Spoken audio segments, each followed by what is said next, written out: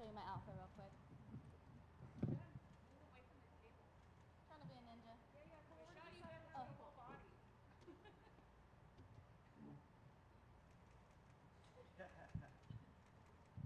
Oh. We don't normally get a fashion show to start. That was a little extra, I'm not gonna lie. Well, so you've been fighting at a high level for a long time, right? So to be here, International Fight Week, UFC 303, Las Vegas, I mean, is it still like a special feeling or is it just like the next assignment for you? It is very special. Every fight is very special. And it's crazy. It's just, I don't know. I just feel it might be that I'm getting older and just appreciating things a lot more, trying to slow things down. Sometimes you get wrapped up in all of this and the nerves can take over. You don't pay attention to what's really important. And I think that I've just been having an amazing time just slowing things down and taking it all in and really just appreciating this blessed life that I get to live. Is that specific to like this camp and this time period, or is it something that you've been able to do over time lately? You know, I think it stemmed a lot from my last fight. I was heartbroken. Felt like I got opportunity taken away from me.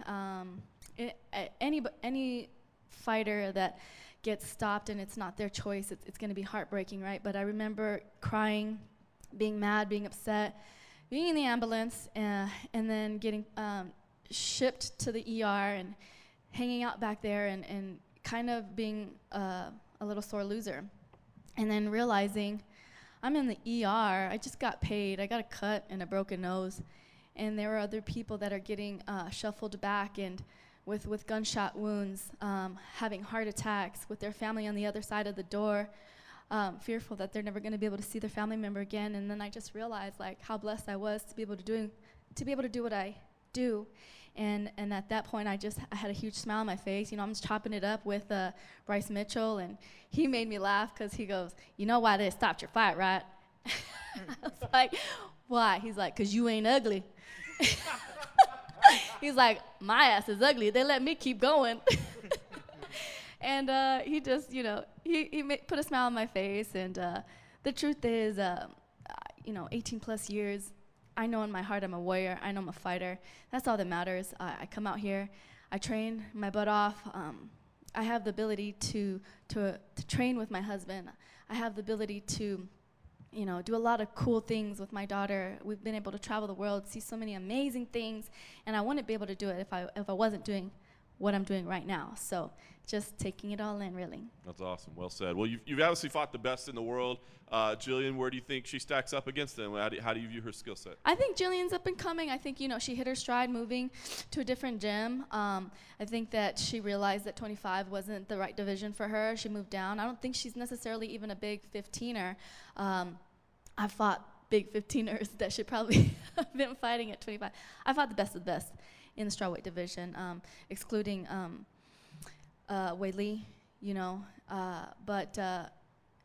So I just think this is another opportunity for me to fight somebody who's up and coming, who's chopping at the bits, who's hungry, and has a great skill set. Yeah. Is it as simple as you need to keep it on the feet and she needs to get you to the ground? I mean, it sounds that simple on paper, right? That's where she's good at. We all know that. I don't think her stand-up is that dynamic. She uses her stand-up to get her opponents to the ground, and then that's where she really shines the most. But I have great groundwork. I want to say probably these last four opponents that I've had, I've been trying to take to the ground, and with no success, or with the success that I did have, it was short-lived. You know, and so who knows if it goes to the ground. I'm excited to go to the ground. I have lots of really cool stuff that I've been working on these past 5, 6, 18 years that I'd like to showcase. I am a mixed martial artist, a well-rounded mixed martial artist at that. Last thing for me, how important is the result here, right? I mean, you've made your name in this sport. So, I mean, do you feel like this is some kind of like, I got to win, or is it more about the performance and knowing that you're doing the right things as a martial artist? Yeah. Wins are good. Wins, you know, fill your heart. It's nice. It's nice to win, not just for yourself, for your family, for everybody that puts in time at the gym, for your coaches, So I'd love to win. I've been putting in a lot of work at the gym to just go in there and perform the way I train. And when I do that, I will win.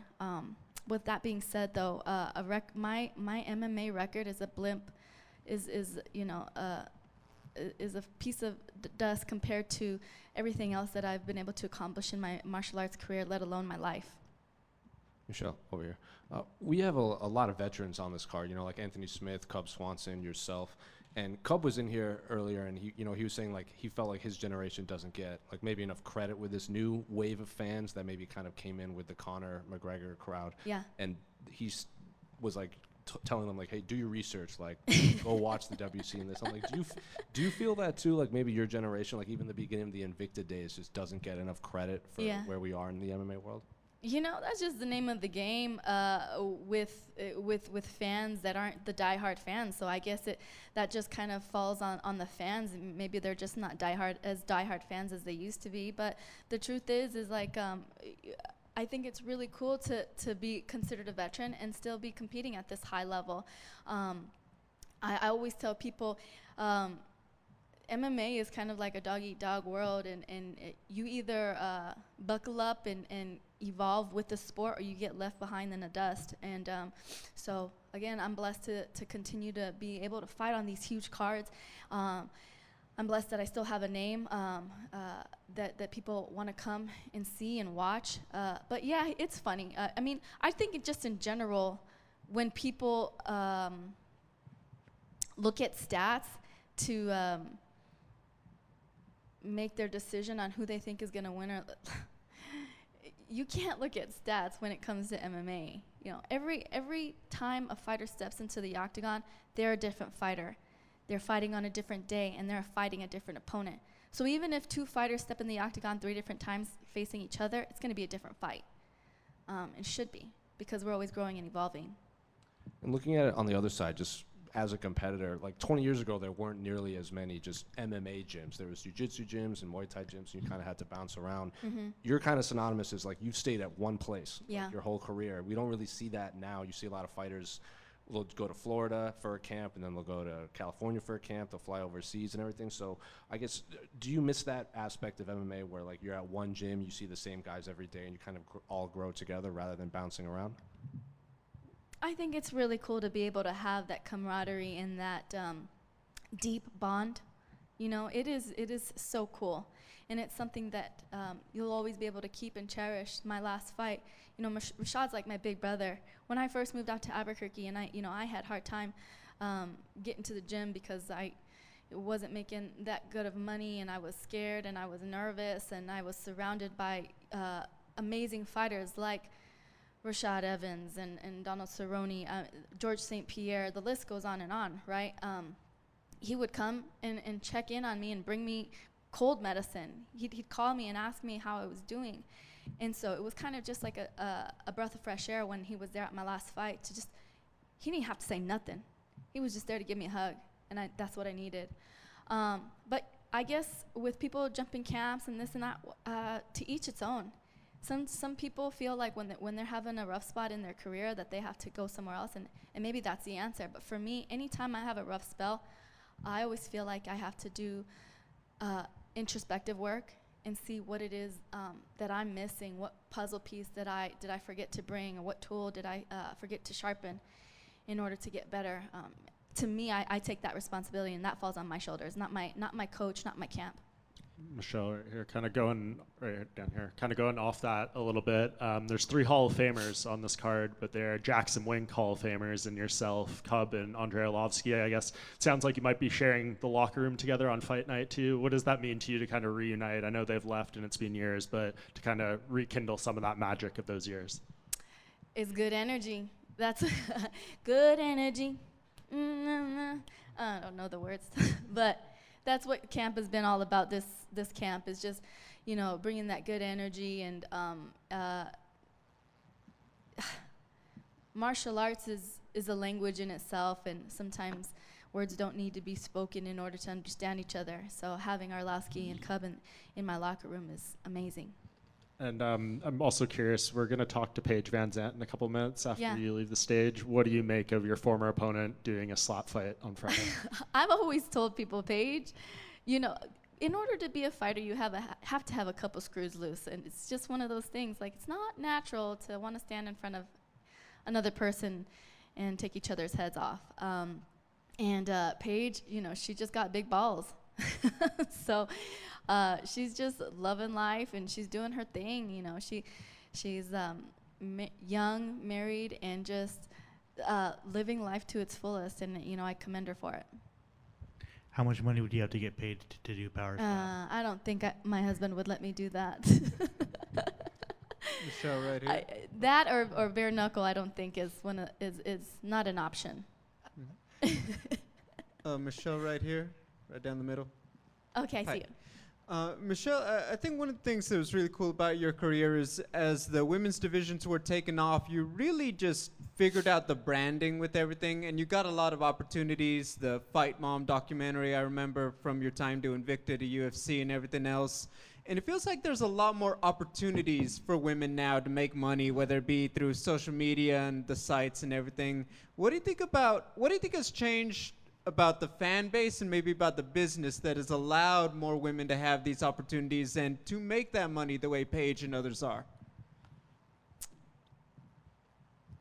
I think the biggest thing that has changed is social media. It's in our hands. So basically, it's up to us if we want to create our own brand or not. And that's what I tell a lot of my teammates that are up and comers. What separates you from everybody else that's trying to get into the UFC? There's a million other guys just like you. What separates you? Yes, you're an amazing fighter. Yes, you can knock people out, but the UFC wants more than that. They want to see, because fighting, as much as we want to say is just about that, it's not. Like, it is a business, it's entertainment. We have to be able to, on our own, tell our own story. And that's the beauty of social media, is that we have the ability to tell our story the way we want. So to take advantage of that, tell your story the way you want. You have your own platform, you have your own channel to do so. And when you tell your own story and you showcase your own personality, the right brands will fall in your lap. So I think that's probably the biggest thing. Do you have advice for those teammates or those friends who are like, you know, they're funny or they're this or they're that, that would be very relatable to the Yeah. fan base, but they don't know how to present that on social media? What kind of advice do you give them to find that connection to present it? I just tell them, be you. Don't try to be somebody you're not, but be you and lean into that. If you're the quiet, silent, mysterious type, lean into that. If you're loud and crazy, lean into that. For me, you know, I wish I wish I had the craziness and the banter that Conor McGregor has. I don't. It's not me. It's not who I am. You know, but I am kind of quirky and funny. I'm a mom. I'm a businesswoman. I'm a wife. And those are the things that I lean into. Thank you.